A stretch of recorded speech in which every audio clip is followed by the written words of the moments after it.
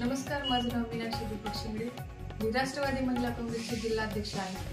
देशामध्ये 50% ही संख्या महिलांची आहे, परंतु ती सुरक्षित नाही. स्त्रियांवर होणारे अन्याय, अत्याचार, बलात्कार अशा घटना समाजातील काही बुद्धिभ्रष्ट झालेल्या नराधमांकडून होत आहेत. आजची स्त्री ही पुरुषांच्या खांद्याला खांदा लावून प्रत्येक क्षेत्रामध्ये उत्तम प्रकारे कामगिरी करत आहे, तरी देखील तिला अन्याय, अत्याचार हा सहन करावा लागत आहे. कोल्हापूरमध्ये 10 वर्षाच्या मुलीवर बलात्कार झाला आणि तिची हत्या करण्यात आली. कोलकाता या ठिकाणी डॉक्टर मोमिता यांच्यावर बलात्कार करण्यात आला आणि त्यांची हत्या झाली. लातूर या ठिकाणी औसा येथील भादा या ठिकाणी 70 वर्षाच्या महिलेवर बलात्कार झाला आणि त्यांची हत्या करण्यात आली.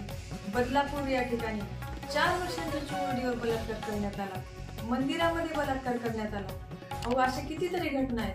2022 मध्ये 7084 एवढे बलात्कार झालेले आहेत आणि 2023 मध्ये 7521 एवढे बलात्काराची नोंद पोलीस स्टेशनला आहे. ही फक्त नोंद आहे आणि नोंद नसलेल्या अशा कितीतरी घटना आहेत. अशा घटना प्रत्येक जिल्ह्यामध्ये, प्रत्येक तालुक्यामध्ये दर तासाला घडत आहेत.